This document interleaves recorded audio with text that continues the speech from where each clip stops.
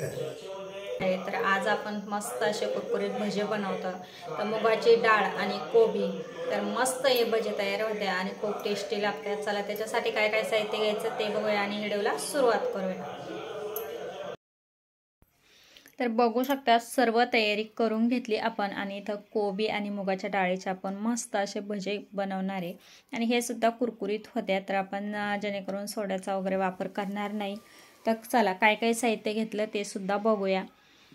तर इथं आपण मुगाची डाळ 2 ते 2.5 तास भिजत ठेवली होती आणि मस्त असं वाटण करून घेतलं न पाणी घालता। तर छान असं वाटण तयार झालं। इथं कोबी आडवा चिरून घेतलाय, तर एक मोठा कांदा, कोथिंबीर, मीठ, ओवा आणि इथं जाडसर वाटण सुद्धा करून घेतलं। तर बघू शकता इथं हिरवी मिरची, लसूण, ओवा, जिरे, तर याचं जाडसर आपण मिक्सरला वाटण करून घेतलं।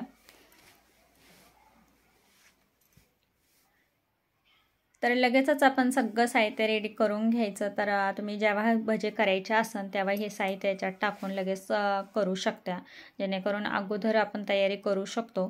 तर ह्या पद्धतीची तयारी करून ठेवली का लगेचच आपल्याला भजे करायचे त्यावेळेस याचं सगळं साहित्य घालून घ्यायचं आणि लगेच भजे करायला घ्यायचे, नाही तर तुमच्या सारण्याला किंवा डाळीला पाणी सुटू शकतं।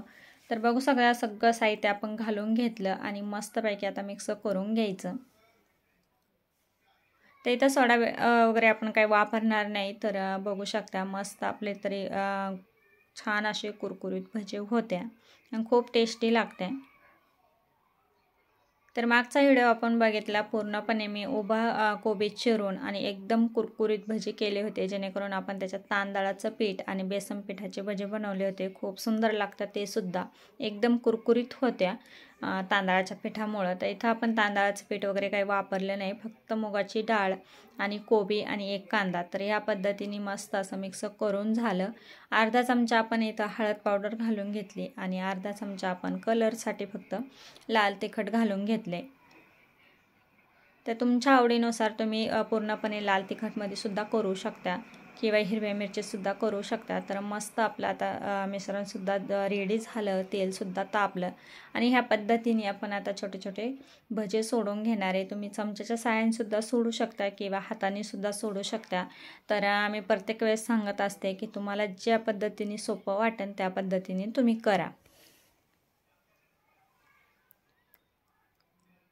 तर बघू शकता तेवढे कढईत बसल त्या पद्धतीने आपण आता भजे सोडून घेणार आहे आणि गोल गोल मस्त असे टम्बक होणारे भजे होणार आहे। तर बघू शकता तर सोनेरी कलर येऊस्ता आपण याला आता मस्त आता तळून घेणार आहे मंद गॅसवर। आतपर्यंत आपल्या कोबी किंवा कांदा शिजला जातो आणि मस्त आतून सुद्धा छान असे भजे शिजल्या जात्या, वरून सुद्धा मस्त कुरकुरीत होत्या आणि जेणेकरून मुगाची डाळ आहे तर हे भजे तेलकट होत नाही अजिबात, मस्त असे कुरकुरीत होत्या।